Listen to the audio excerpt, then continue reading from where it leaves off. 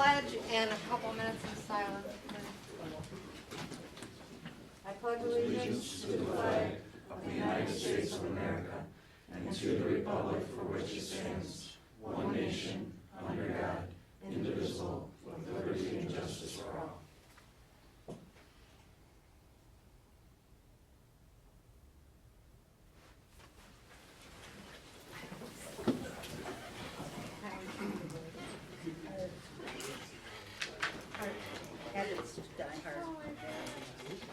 Heidi Campbell, Andrew Goulet, Here. Michael Baranowski, Here. Charles Busuttil, Here. Tim Idzikowski, Here. Beth Engel, Here. Sharon Stiltner here.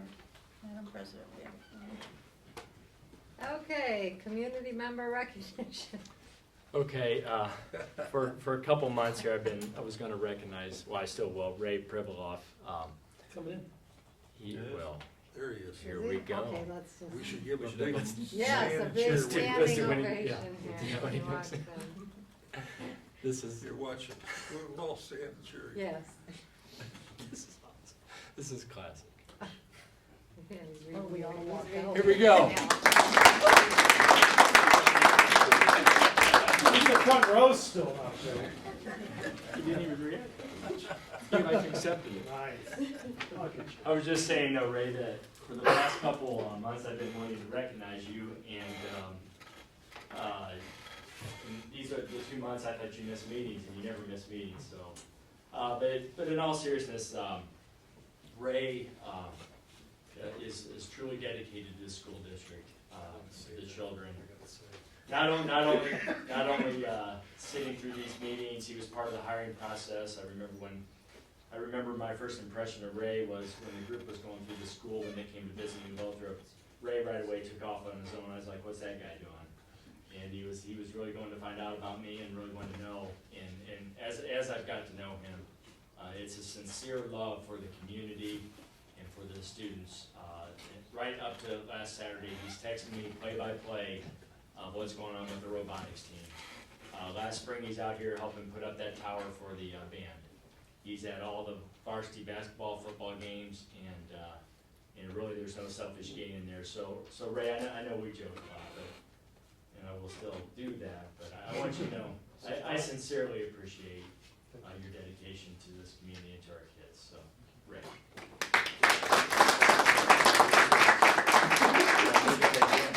You're not done yet. Hey, congratulations. Thanks, Ray. Thanks, Ray. Thank you. Thanks, Ray. Good job. Thank you. Grab my glasses.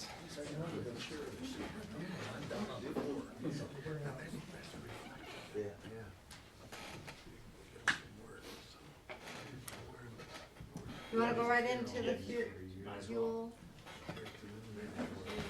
Fueling fuel. Because I don't get my driving in case I need to send them back. Grab my jeans. Thanks, Crystal.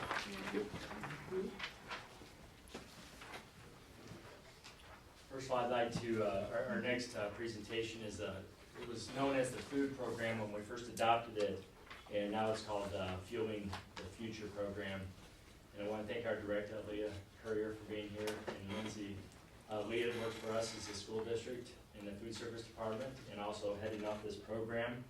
And I'd like to thank Lindsay Parslow, is that correct? From the Community Foundation of St. Clair County. And those two have been very instrumental in getting this program going. And it's a new program. It is dovetailing a little bit off of a program we had in place with the backpack program, but it's with a much more loftier goal, and that is to feed our students who are in need 365 days a year. Because anybody that understands human nature understands that if you don't feel safe or you're hungry, who cares about a test? And it's just basic thinking. And it's even part of our leadership program. If you don't have life skills and you're hungry and don't feel, it's just a hierarchy of needs. And I really appreciate Board of Education support. I appreciate the Community Foundation of St. Clair County, your support, because it really is meeting the most basic need. And so with that said, also I want to make sure before I forget, I want to thank the Rotary Club for generously donating. We also have hygiene supplies and things like that, and then the Lions Club and anybody else. Well, there's a couple more on here that we have. There are the numbers so far, and so I'm pleased. Again, it's a new program. It's brand new, and even getting our students to understand it's there, and the word of mouth, even of parents and our community understanding that service is there. So I'm very pleased with those numbers. I want to thank our principals as well for supporting that as we get that going and making sure that any student that's in need does get that need met. And so we have the 85 students at Millside, Algonquin 220, and then here in this building 80 students. I sincerely believe that number will go up. And again, it's our goal is 365 days a year, but right now it's on Friday, and so we want to make sure the students have food on the weekend. And there's a couple more groups, certainly Chartwells, which is our food service provider, and then Women's Life Group, the Board of Education, Rotary, and also Municipal X Class. Also, her students put in a lot of time. And like I said, there's also meeting the basic needs for the students other than food. And so, I'm excited about this program. It's something certainly we want to give credit where credit's due, but it's really something where, once the program is going, we're not going to be flashing flags and banners and things like that, because really it's something it's kind of a quiet thing that we want to do to make sure needs are met. So, anything you ladies would like to add? The only thing I would say as far as Community Foundation goes, we're very happy with how things have started. Leah's been doing a great job. She obviously has the most of the work of it now. But we're also excited to see a lot of the community groups, Rotary Club, the Lions Club, and hopefully a couple businesses and things that I've been talking to are gonna step up. It's really been nice to see those groups contribute, and show that they support this program also. Does the Board of Education, you have any questions about the program? Principals, you wanna, you might have firsthand of how it's going in the building, or?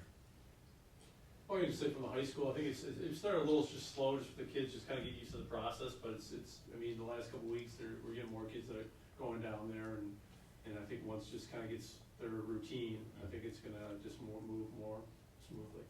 I think it's going on. What is in the packages that you send home with them?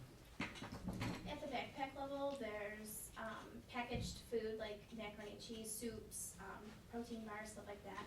At the high school level, they're receiving breakfast bags and like a frozen meal. So it'll have like a chicken patty, french fries, stuff like that, peas, stuff like that in the frozen meal. And then we did have a few donations too of like ding dongs and hostess stuff, like, and we've been throwing that in there too. Someone else donated yogurts and. So how do you keep the refrigerated stuff wholesome? At the high school level, they prep the food on Thursday, and Friday afternoon they come down, but there's fridges that they are stored in, Okay. and then we bring them into the cafeteria. 2 weeks ago was when we started the increase, and it went really very smooth at the middle school, or, I'm still in middle school, Algonquin. But it went rather well, considering we had such a increase in numbers than what we had in the past, so Excellent. it went But real it only well. went well because we had amazing volunteers helping, and if it wasn't for the volunteers, it wouldn't have It went wouldn't have well, gone as so well. we are super appreciative of them. And I think that just further promotes the family concept in our community, because as we all know, giving, even being the person giving, you receive from that, and I think that whole, and Beth was there at the Rotary meeting, if you remember when the concept was first brought to the group, how all the people there were talking about how the different entities in our community could help out, and that was exciting for me, not as much as the program of Feeding the Kids, but just to see people want to come together, and so, I'm excited to see where it will take us. Thanks, ladies. If you don't mind, I'm going to go ahead and cover my items, and then we'll let Bill Rose speak regarding the refunding. And so the next item I'd like to talk about is the budget update. So Kristen, if you could pass that off, please. And Dorothy is new to the table here, our new business manager. And I told her she had to do a song and dance tonight. And I said, no, that's not a metaphor. You really have to do a song and dance on your first meeting. But no, Dorothy and I actually, I told her the process that I follow, and that is each month I see where we are to the previous month, and the longer that I'm here, I'll see where I am for the past 3 or 4 years during this same time of year. And so that allows me to see if we're on track or where we're off in terms of revenues and expenditures. And really, if you look at the bottom line, with revenues, we're about 2.5% off, and that has to do with grants, correct, Dorothy? Correct. So it's just a matter of applying for grants. So it's not a concern, it's just a matter of applying, the timeliness of applying for grants.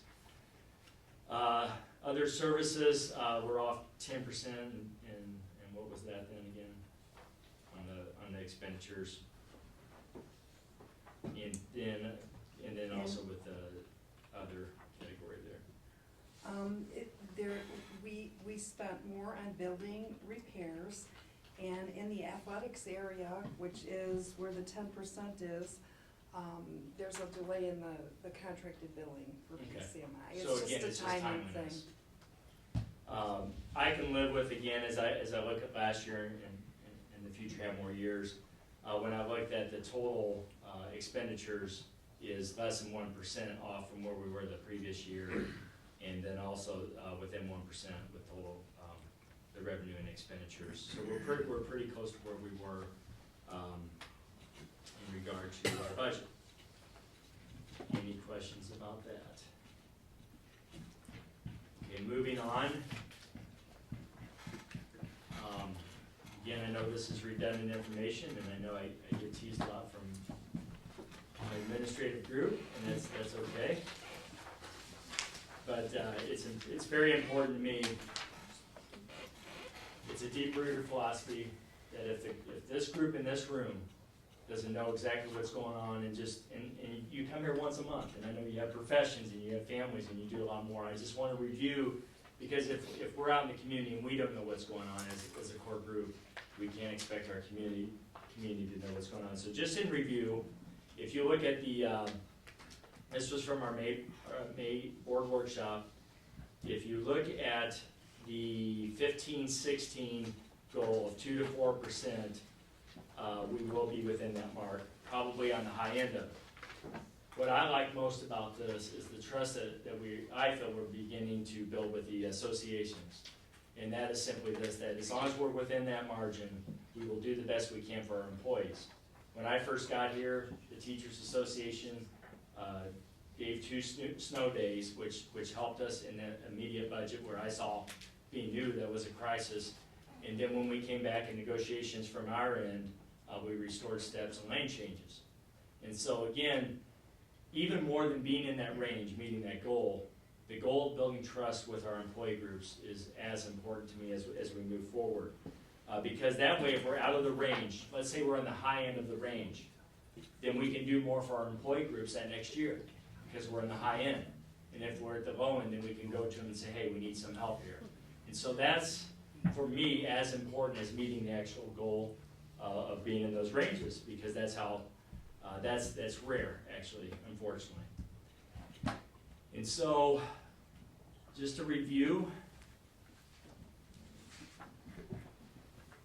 Yeah, thank you, Crystal. I'm moving right along. So you can see the one column here, the 3.52%, here I'll make that a little bit bigger. Just so Ray can see it. Is that good enough there, Dad? He says he's gonna get me back anyway, so I might as well go for it. You can see under the column for this year, 15-16, we're at the 3.52.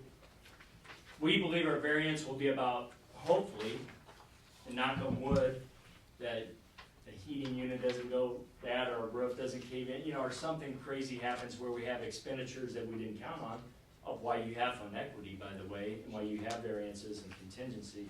But nonetheless, we hope that we're at the higher end than the 3.52, hopefully one, maybe a couple percent higher, and so we'll be at the high end of our 2 to 4% goal. Going into next year, we feel right here on the side, you see the side note, with $600,000 of, that's not only cuts, actually, but it's anticipated revenue. The state, Senate, House, and Governor do concur with the $60 per student increase and with the 2X formula that we fall under, the 120. So I am anticipating that with all three groups agreeing upon that.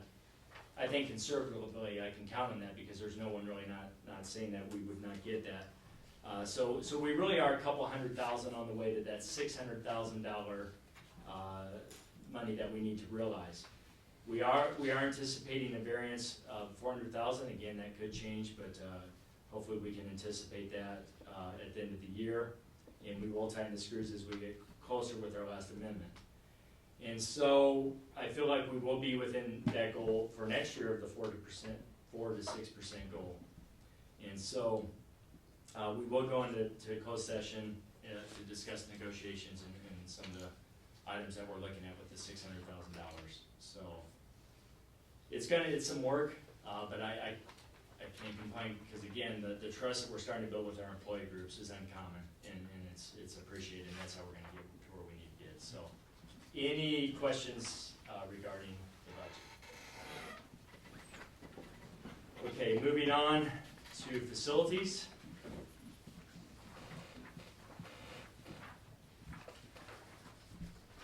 Not sure what this is doing here.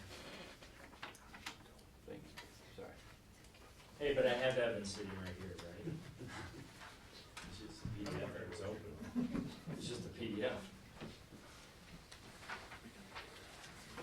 We will move on while we're waiting on that. I'll just come on.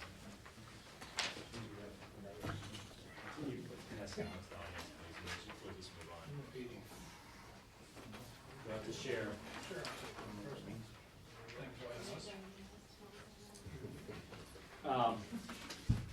One very important part, and I appreciate your time of reviewing this process, again, is to build credibility with our community.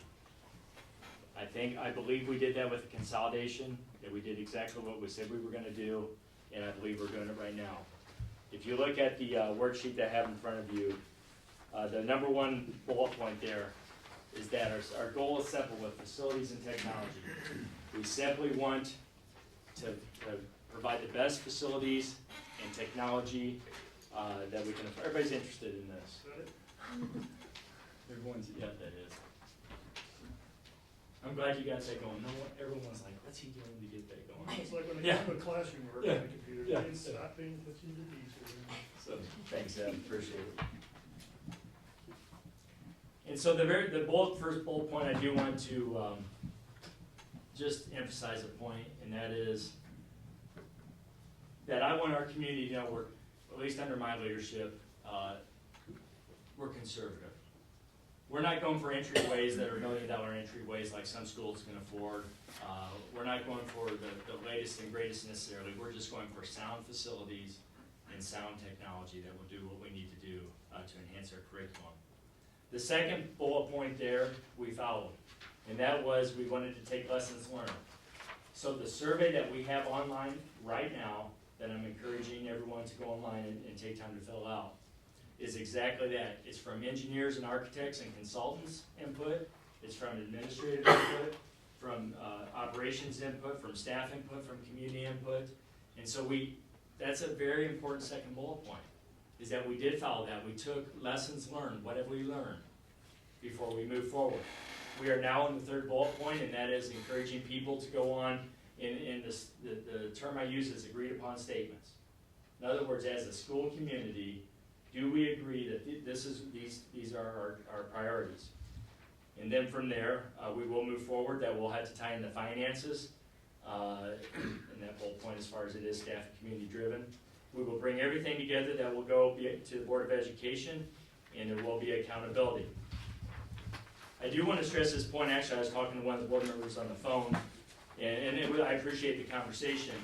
And this particular board member said, hey, I'm going online and doing this survey, but I'm not the expert in this area. How do I know?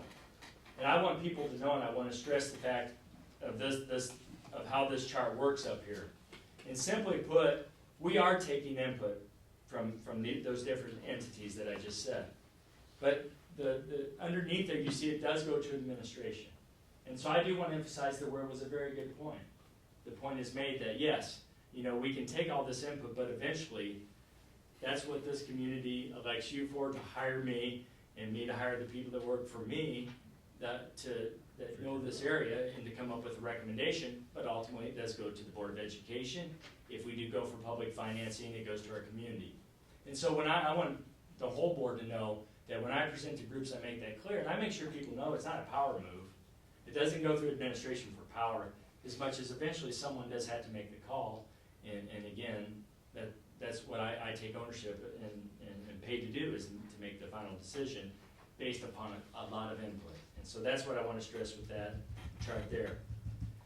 We are going to slow down. I was going to bring a recommendation to the board this evening. However, we are going to wait till next month, because I do want more time for people to go online and fill out the survey. It's then just going to make it tighter from the April deadline there for the recommendation to go to the board, and that will be a recommendation of an estimate of what we feel we need and how we feel we can finance that. So we'll tighten the timeline with the communication, and then if we do go for public financing, there's a lot of work to be done with architects, engineers, and construction managers to get actual plans together to go to the Treasury in June, if, and I stress if, we do want to go in November, if we do go for public financing. And so it's a tough dance for me right now.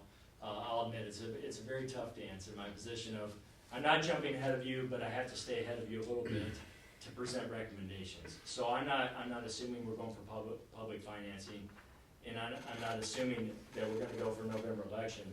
But for me to be able to plan and at least put a timeline out there to put things together, I have to at least have some assumptions for myself. So this will go to you in April for a final recommendation. I am pleased that basically that right there is just a tax table telling people if their property value is this, their SED is this is how much the taxes would be.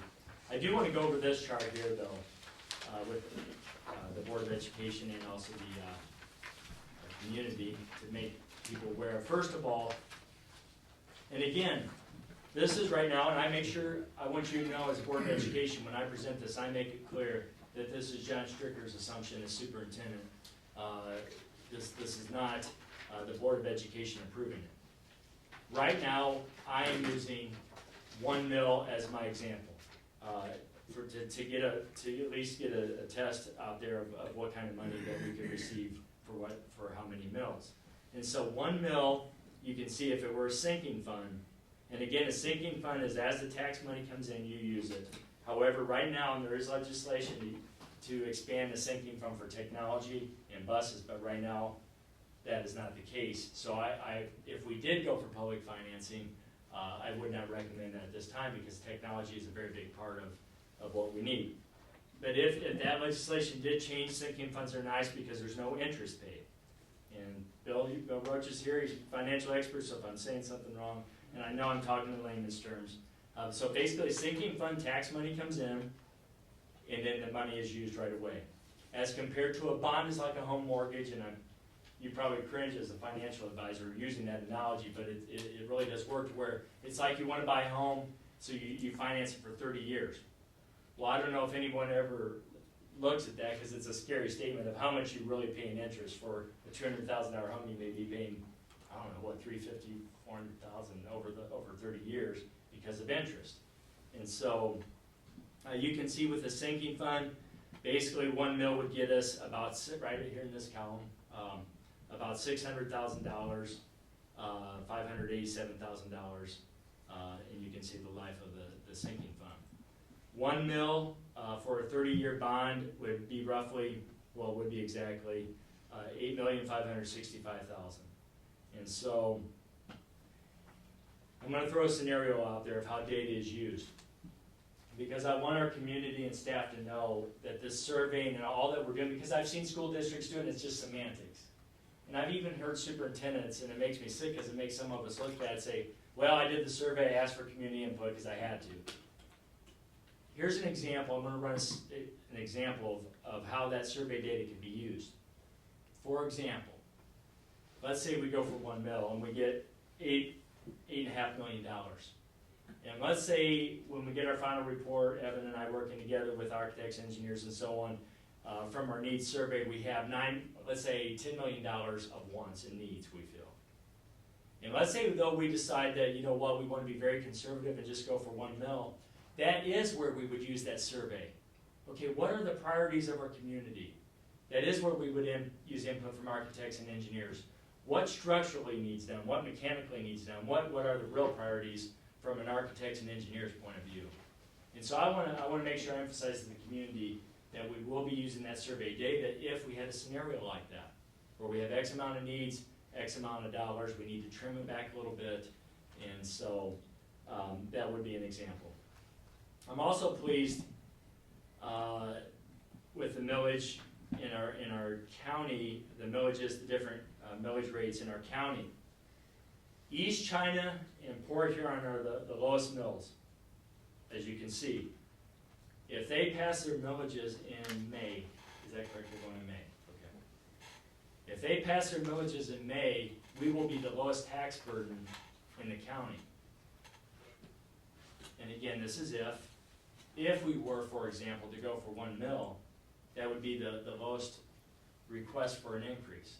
And so the point I'm making, and I will drive home, again, not board approved yet, but it's a scenario. It's a very conservative approach. And as the person that, if we do end up going for some type of public financing, that has to be out there selling it. And the group I picture in my head, actually I'm going to visit them in Florida this Friday, is my parents. They're very ultra conservative, they're in their 70s. And so if I can sell something to my parents, I can sell it because they're just very conservative.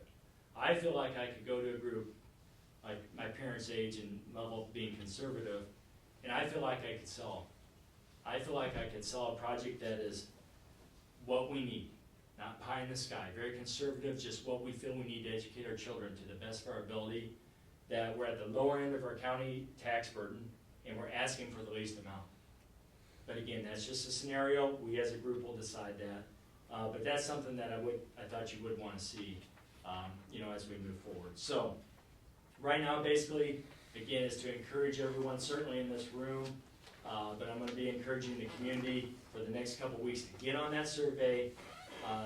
Especially, I kept it simple. The first 2 questions are simple. Would you, yes or no, support a sinking fund? Yes or no, would you support a millage? And there's also a box there that they can learn about tax tables and what they would pay. And then if they want to go in further, they can go into each building and look at the list of priorities, or at least the facility and technology list, and prioritize it for us, help us prioritize. So I do appreciate your time. I have a question Yes. for you. You were mentioning you're being very conservative in asking for the lowest amount, what Under we that need, scenario, yeah. whatever. But what does it say to, especially with technology, how quickly it changes? It's like buying a computer and next week that one's obsolete. Would going the lowest make it so that very quickly in the next couple of years we're gonna have to do it again? Or would it be better to go a little more and not have to ask the community to buy into another bond issue or more in the sinking fund or something like that? That came up in our community meeting, and so there's a couple responses. One is you could go for more. Also, there's a way to finance what we did in New Lothrop, to where we financed, for a rough number, it was right around $1 million, I think, technology actually it was right around that number. We had $1 million technology plan for 10 years, however, half of it was spent up front, half was spent in 5 years, and then when the 10 years came up, then you would do the same thing. Another strategy that I brought up, and the community group seemed to concur, at least I thought they did, and is simply this. But this strategy is not shared yet, but certainly after that meeting and tonight on TV, it's going to be shared. And that is simply this. With the consolidation, I feel we built credibility with our community.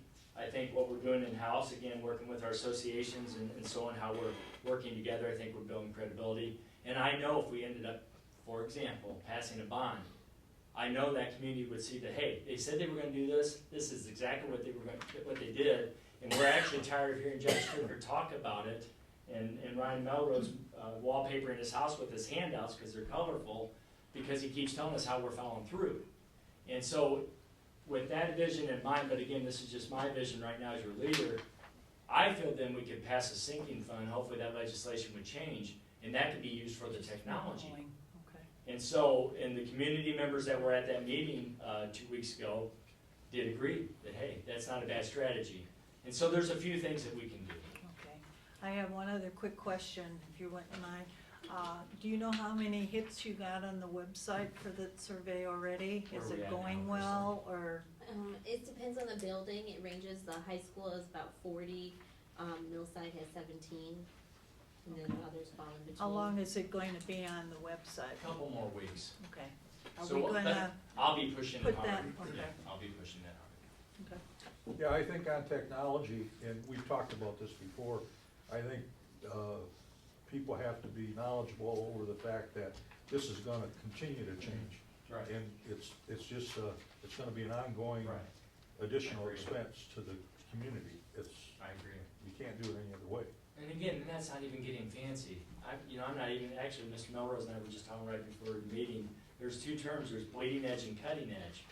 That's not being on the bleeding edge of just the latest, let's get the latest, that's just conservative. Like our computers now are, 6 to 8 years old?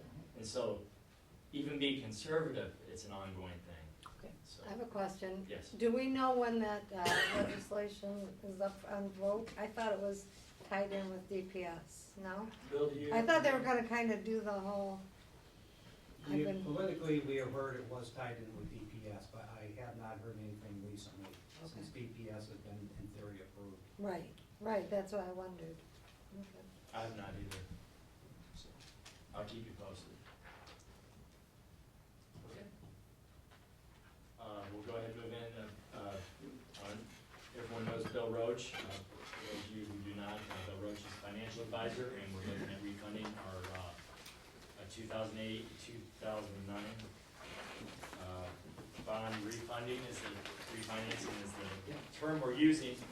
I just asked Bill, really, this is the same handout you got last month, and so this is not something new for the Board of Education, and just to see if there's any questions, and maybe just do a quick summary for people, just to understand what we're doing. Just a quick correction, we're your underwriter. All right, yes. We went over the numbers for the potential refinancing of the 2008 and 2009 bonds back in February. Interest rates have gone up slightly since then, but very minor, roughly 10 basis points, which is 0.1%. So your bond attorney prepared a resolution for the board to adopt tonight, if you so choose to. It sets a minimum parameter for your savings to be at 3% present value. Right now, you're approximately 8.5% present value savings, and those savings are approximately $1.5 million over the remaining life of the transaction. So as long as your interest rate comes in below 3.5% and your savings are at least 3% present value, the resolution allocates to the superintendent the ability to go into the market, lock in your interest rate, and lock in the savings for the district, and then we would come back with an informational piece after the bonds were sold and the issue was completed to fill in the details for the board as to where the final savings were. So there hasn't, as I said, interest rates have been up a little bit, but nothing material that would prevent you from proceeding with the transaction. So on an annual basis, you're looking at almost $150,000 in savings, which is about anywhere roughly about 0.15 to 0.2 of a mil reduction in your debt levy each year going forward. And if there's any questions, I'd be happy to answer them for you. Do they foresee the interest rates going up anytime in the next 3 or 4 or 5 months? He wouldn't be here. That's what he always says, yeah. Yeah. But he hears something. Yes, I mean, there is not an expectation right now, and that's quite frankly gonna be a judgment call that we'll be looking at, talking to our underwriter and talking to your financial advisor about when do we wanna pull the trigger. Once, assuming the board approves the resolution today, we'd probably be, the earliest we'd be in the market would be potentially late April, first week of May, but then it'll be a judgment call Do we want to get in the market a little bit earlier? Because there's roughly 1.2 billion worth of school bonds in Michigan that are up for election in May. And a lot of those are going to be hitting the market late to mid-June. So the question will be, do we want to get into the market before there's a heavy load of competing paper? Because it's all going to be school bond loan fund qualified. So from a credit standpoint, most of those credits are going to be very similar to yours. One of them, obviously, Port Huron schools with over 120 million. So that'll be part of the thought. Do we try to get in early, or do we then wait until, or if we don't get in early, do we wait and try to hold off to a little bit later in the summer or the fall? Obviously, as we get closer to those call dates of May 1st, 2018 and May 1st, 2009, assuming interest rates don't change, your savings go up slightly. But the big caveat is assuming interest rates don't change. So we're gonna spend some time talking to our people and your financial advisor, and I think we'll have a better read when the May 1st elections come through and we see what the actual pass rates are versus the ones that are simply being voted. And then we'll make a recommendation to the district as to when we think you ought to get in the market. But to answer your question, there's nothing on the calendar right now that says you ought to get in and do it ASAP. Okay, thank you very much. Thanks, Bill. Okay, consent agenda items, I look for a motion. Make a motion that the Board of Education approves all consent agenda items, including agenda, minutes, personnel items, treasurer's report and bills, and the delegation of election duties as listed, items A through D. Support. All those in favor? Aye. Opposed?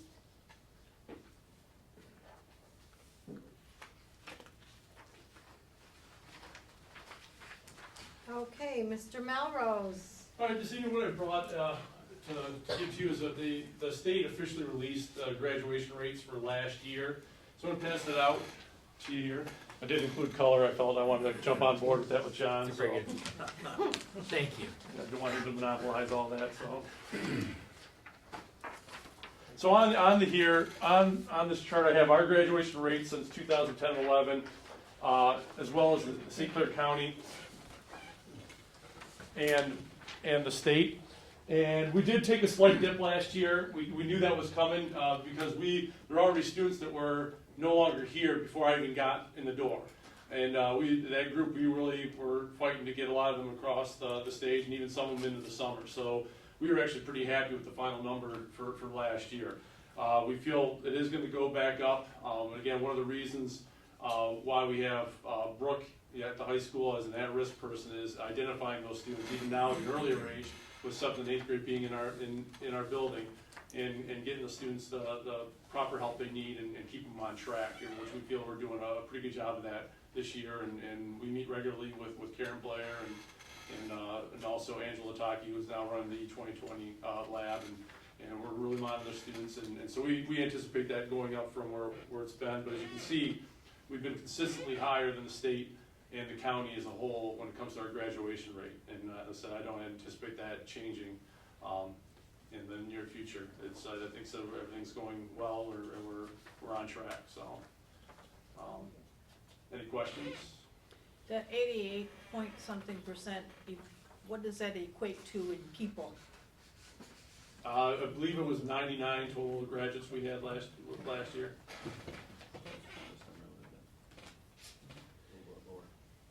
How many children do you think we helped by lowering the amount of credits we needed last year? We probably had 5 or 6 that would not have graduated if we hadn't done that last year. And what is it you think that percentage is or going into this year?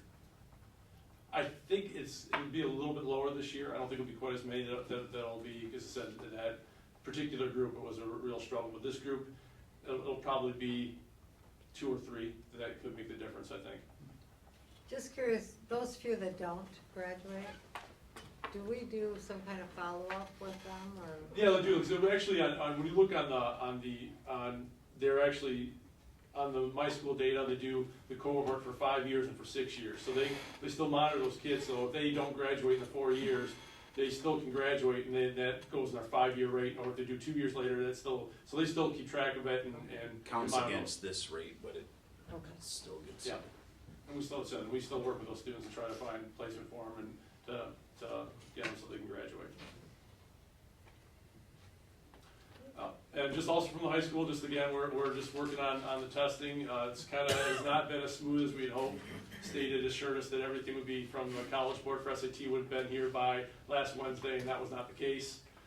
We got the labels late, but then we're supposed to have 2 sets of labels for the SAT, one for the questionnaire, one for the answer sheet. And of course, they only sent us 1 set of labels. Tell the story though when you emailed the guy and he replied back, okay.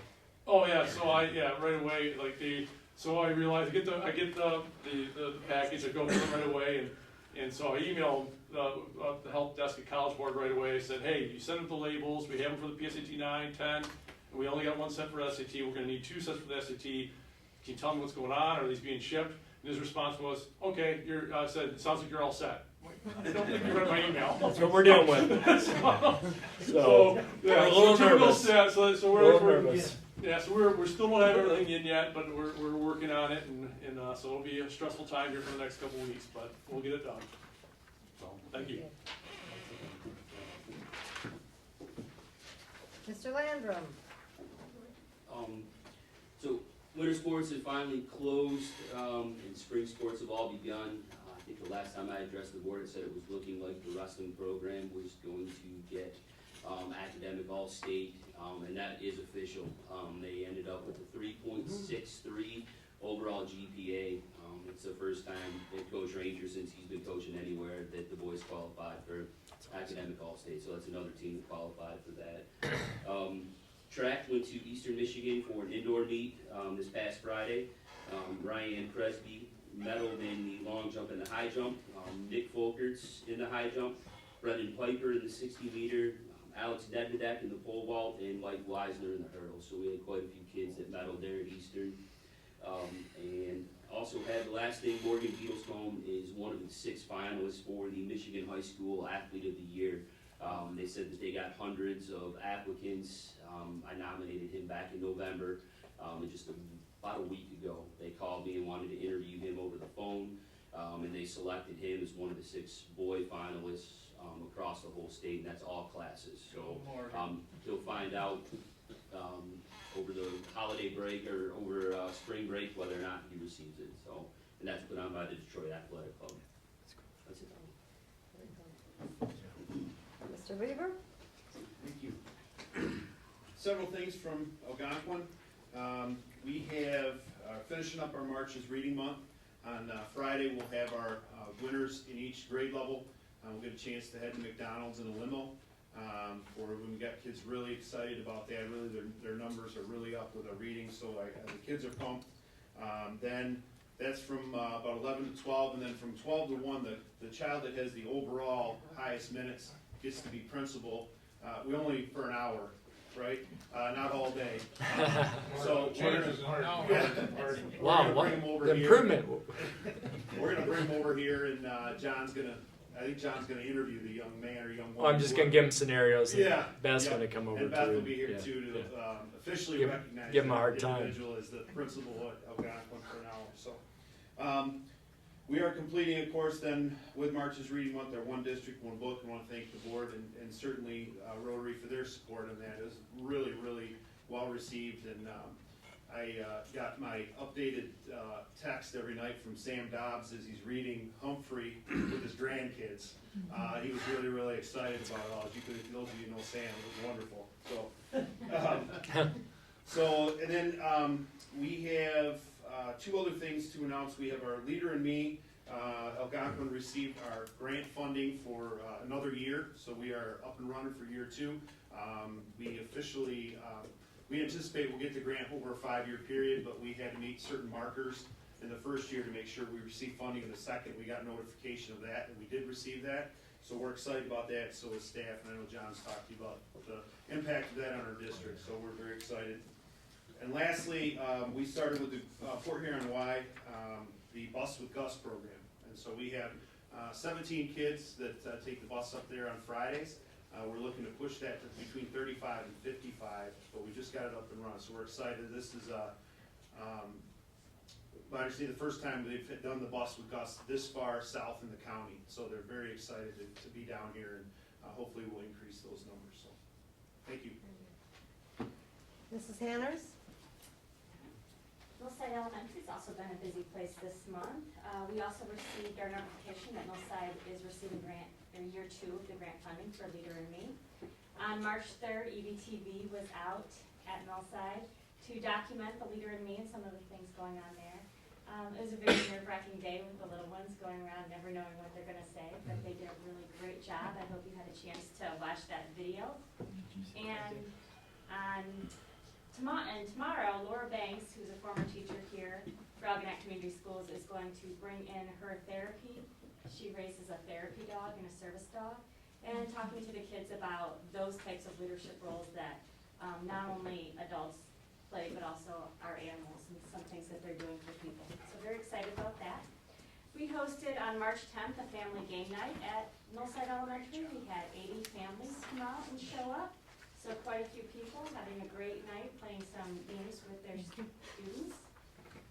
The PTO also brought a Young Authors Assembly to Algonquin Elementary and Millside Elementary. The Young Authors Assembly was actually a Parisian mime that came, and he acted out some stories, and then he sent the students back to write stories. And he went and visited the classrooms as they wrote the stories, and then the stories came back to him, and he put on another assembly acting out their stories, so showing them how it came to life. Very well received by all students, grades K-6. Your staff as well? Yep, very much so. Great time had by all, even had some parents showing up and laughing, and you know, the kids were excited when their stories were picked to see it represented.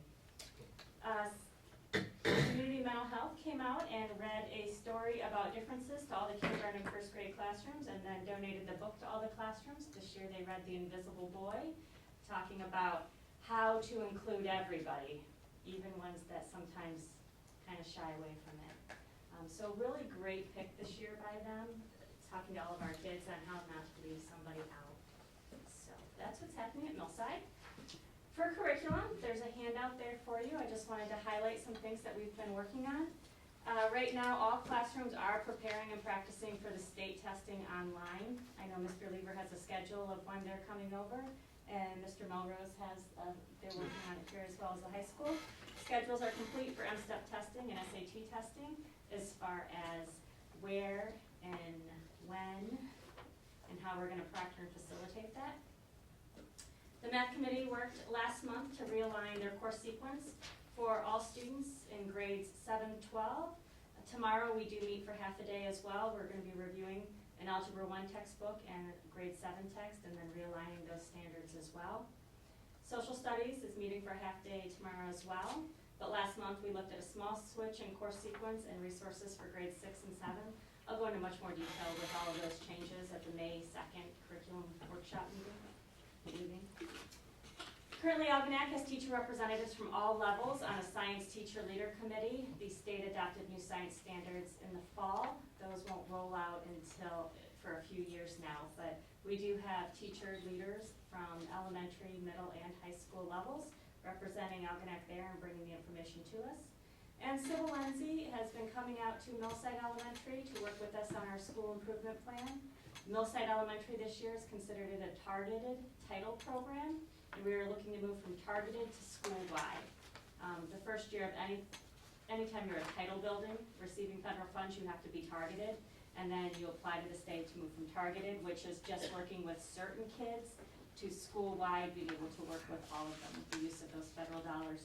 So we are in the process of applying to move to school-wide for next year.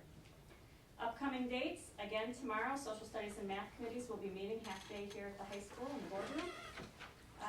Then we'll also meet a half day again on April 21st and 22nd to finalize our recommendations and get those ready to come to the curriculum workshop on May 2nd.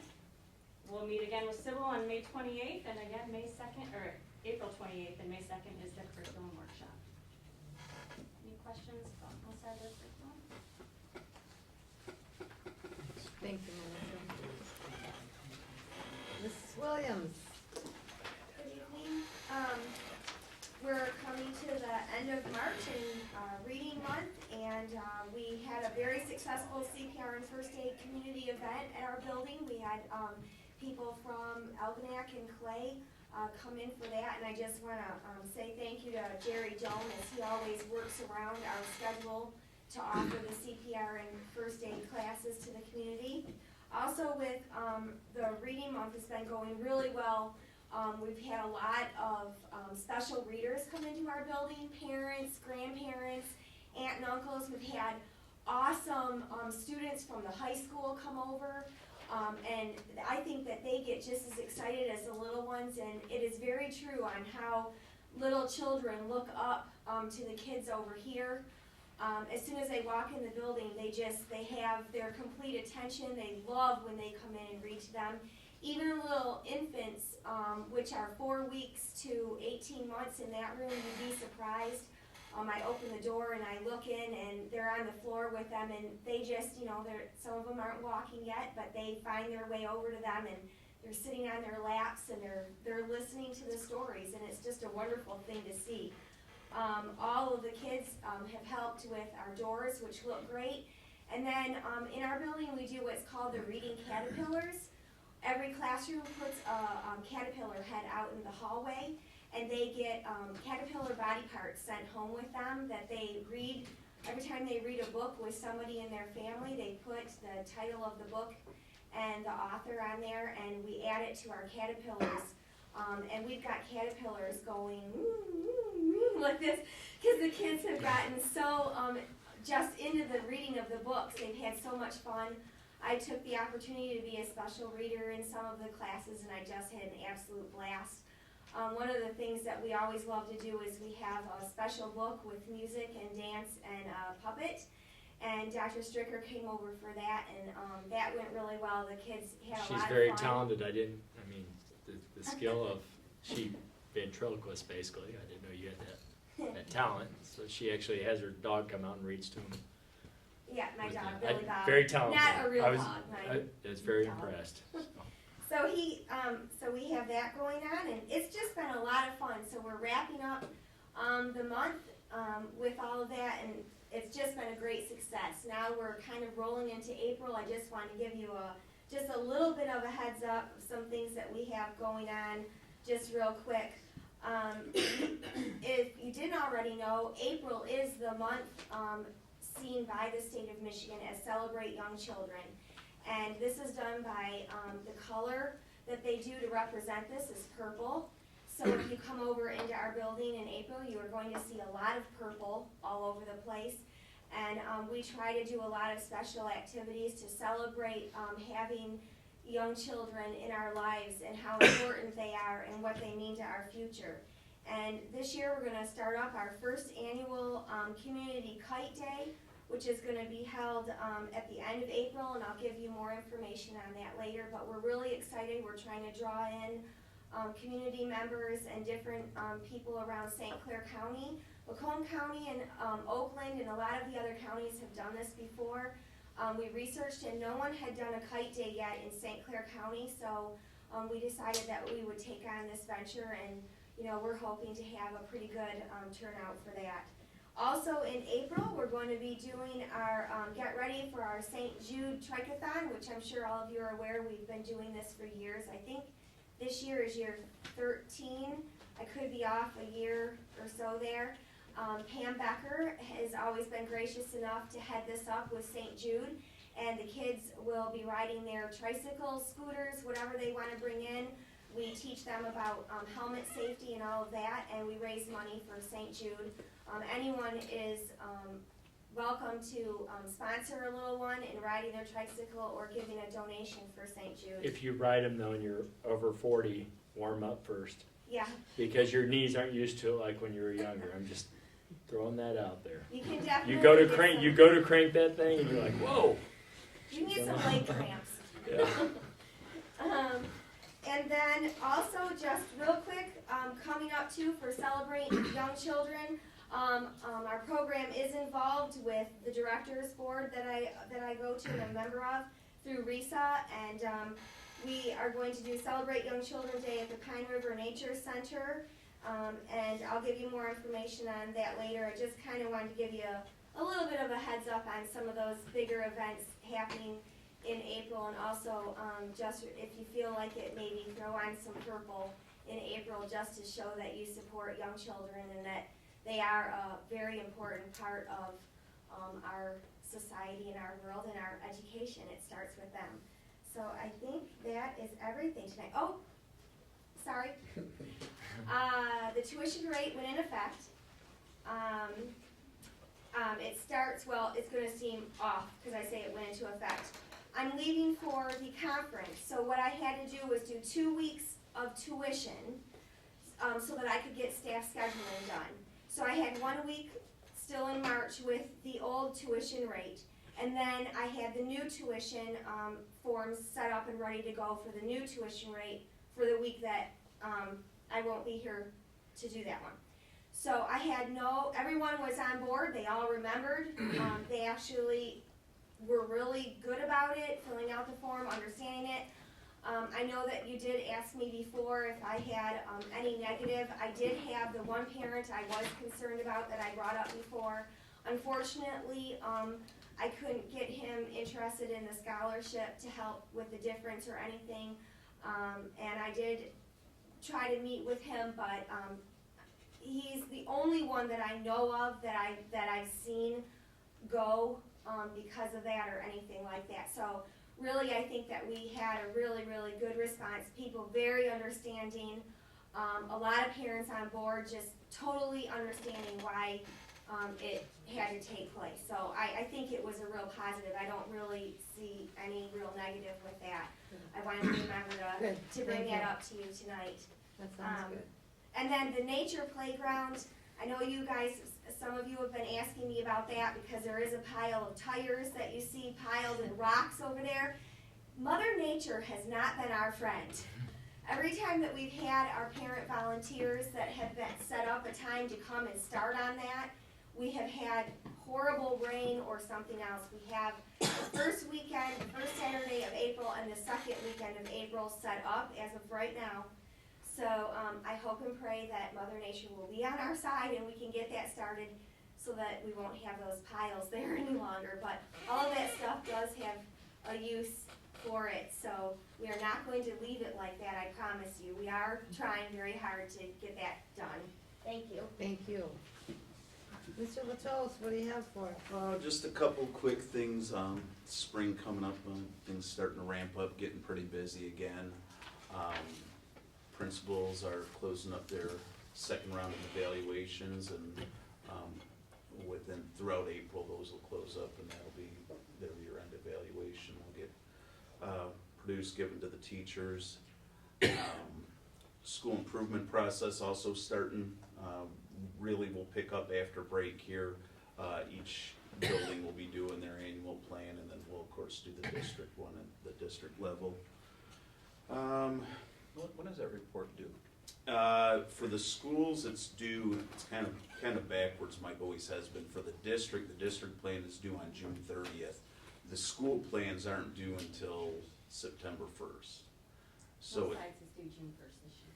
June 1st? Millsides, because we're applying for. Yeah, for the school-wide, yeah.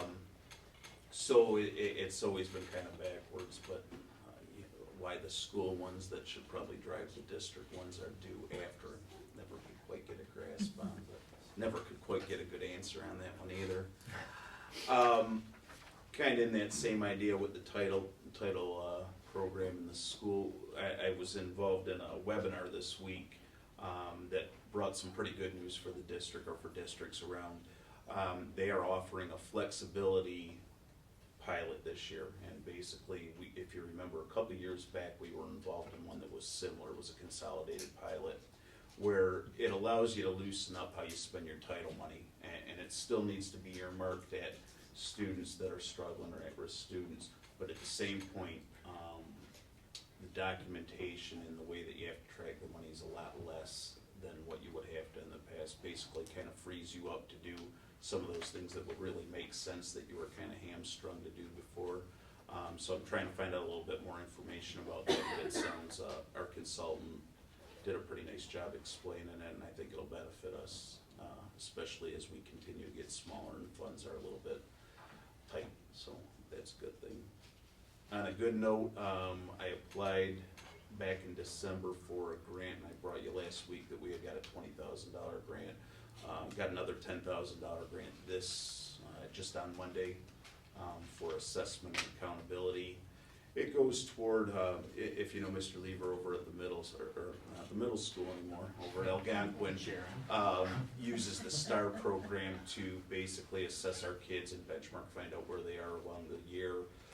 Even though that's already been purchased and that's already been spent, this is a reimbursement grant, so it will offset $10,000 of that, which is $10,000 we could spend somewhere else. Good job. Very good. Nice. So it's nice when they give you those little boosts. Like I said, it's not a lot of money, but 20,000 for Yeah, one. no. and I wanna 10,000 thank for Al the for, other. he does seek those things and then he does the legwork, so it is something that I wanna thank you for that, so. And that's about it. Al, if we go to school-wide on the Title I, how much more funds do we get? Won't be any more funds, Tim. It's just that right now where Melissa was this year with that targeted building, basically your kids have to be at, I think it's at 40%, Melissa, or is that where, bottom 40% in the school in order to get any kind of assistance. With the school-wide, it kind of goes to the whole, so if we have a class-wide activity, we don't have to worry about what kids getting extra instruction, what kids using the equipment or whatever the case is. It can go to everybody. It just makes it a heck of a lot easier on the principals, I think, and the teachers to, be able to not worry about who's on that list. We've always operated, we've been fortunate, Algonac L and Algonquin for several years have both been school-wide. If you remember quite a while back, Tim Algonquin was targeted and we moved him to school-wide, and then they both operated school-wide for a long time. Of course, when we made the switch and the consolidation, Millside, because it's never even been a title building before, had to start as a targeted building. And so Melissa's walked through the process of getting them to school-wide this year, and it's pretty much not anything that they really vote on or that they award. If you've gone through the steps like she has and has worked with Sybil Lindsay from the state there, once you get to that point, it's pretty much a lot to get up there, so. Thank you. Dr. Stricker? Last week I received a call from a community member that has a young family that had moved away, and because of what's going on in this community right now and what they're hearing and then what they verified, they're moving back, buying a home in the community, not just school choice. 2 weeks ago, I gave 2 tours to 2 families in 1 week, and so it's exciting that this is the trend now, people moving back. And so it's, like even when we left the building, the preschool, I think a comment was made along the line from the parents like, boy, she really loves kids, speaking of Kelly. And when we're in the hallways of the other school buildings, in particular this building with 800 students in here, I will bring parents out in that hallway and I will stand there and I'll say to them, what do you see right now? And there are clear hallways in between classes and so on. And so it's not luck or happenstance that this transformation is happening. So I really appreciate what the staff and everyone is doing. And it's I get to be the one I'm very proud that tours these families, and these families leave saying, hey, that's a place I would want to be. So I really appreciate what's going on here. So that's all I have. Board reports? Anybody? I'd just like to say a special thank you to Lexi. I'm fortunate enough to be involved in a couple of groups that work on the scholarships and picking those recipients. And last year we had a little bit of a problem as far as applications coming in, but tonight Crystal gave me the applications for Rotary, and we've got 20 applicants, which I think is wonderful. But more importantly, the Vera Fuller Hansen scholarship is probably the biggest scholarship awarded. And I talked to Lindsay up at the foundation last Thursday when I was up there, and she said that we've got 13 applicants, and that's phenomenal, so, good job, Lexi. All right, policy discussion.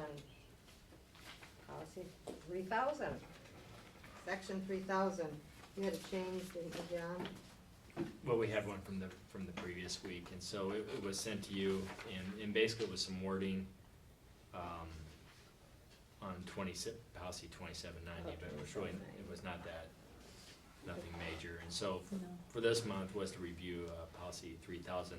I did have a board member call, last week, and basically, the short of it was, well, John, basically, the board just needs to read the policies, and that's what we're doing here. So, yeah, we'll continue to move through and let's read the policies. Yep. But I did research that the School Board Association does send us updates as needed when there's a law change.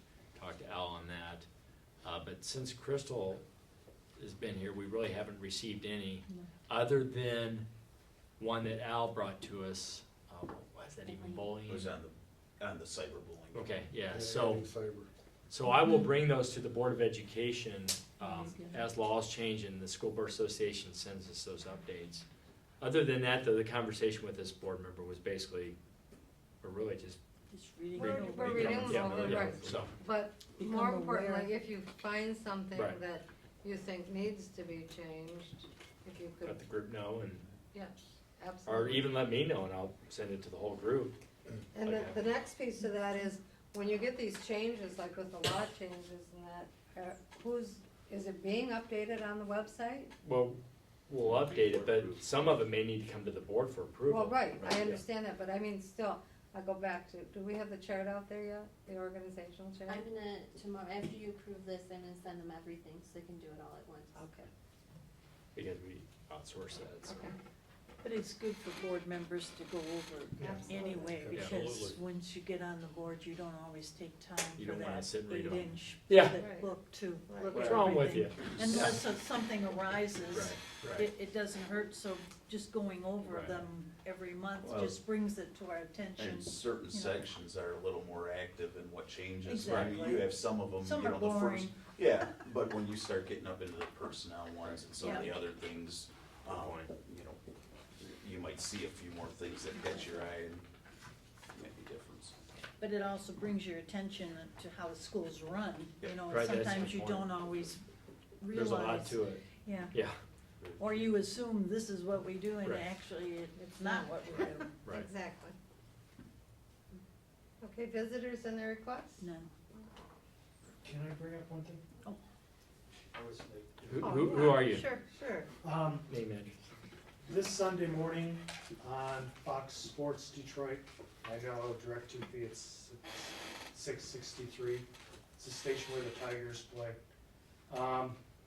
Algonac Robotics Team will probably most likely be featured on that subject. The program is state championship show or sports or something like that. Runs from 9 to 10, but at 9:30 they switch over to what they call RoboZone, which features for the next half an hour the robotic competitions that's going on for the last couple of weeks in the States. A couple of our kids were interviewed by them, so I expect one or two of them might make it to the final cut. So I just want to get it out on video. So Saturday or Sunday? Sunday morning at 9 o'clock, from 9 to 10. But it usually starts around 9:30. the For that RoboZone part. does. Okay. This coming Sunday? Yeah. And that will be the Marysville It's great competition. stuff. Yeah, I got to make it up there. I was up there for opening and I it was never knew amazing. robotics was that big. Oh, it's huge. It It's is. huge. I mean, And I'm it gonna was be very bringing some exciting. stuff to the board in a couple of weeks, so. Good. That's cool. Good. Be ready. Yeah. Thank you, Ray. Yeah. Okay, the Series 2008, 2009 bond refinancing. Anybody wanna make a motion to? I'll make the motion that the Board of Education approves the resolution authorizing the issuance and delegating the sale of the Algonac Community Schools 2016's refunding bonds as presented. Support. Any discussion? All those in favor? Aye. Opposed? Okay, let's go to the severance incentive plan. Make a motion that the Board of Education approves the 2016 severance incentive plan as presented. Support. Any discussion? All those in favor? Aye. Opposed? Motion carries. And revision of the school safety information policy implementation. I make a motion that the Board of Education approves revised number 2790, school safety information policy implementation as presented. Support. Any discussion? All those in favor? Aye. Opposed? Motion carries. Okay, at this time, we're gonna go into, get a motion to go into closed session for negotiations. I was gonna say. There'll be no decisions made, to let all of you out there know. Thank you so much. Thanks, Bill. I'll I'll look make for a motion that we motion. go into a closed session for negotiations. Who supported? Nobody. Mike? Mike and Chuck. Okay. What, 8:12? Yes, Mark. All those in favor? Aye. Opposed? It won't be long. Motion carries. Thank you. Thanks, guys.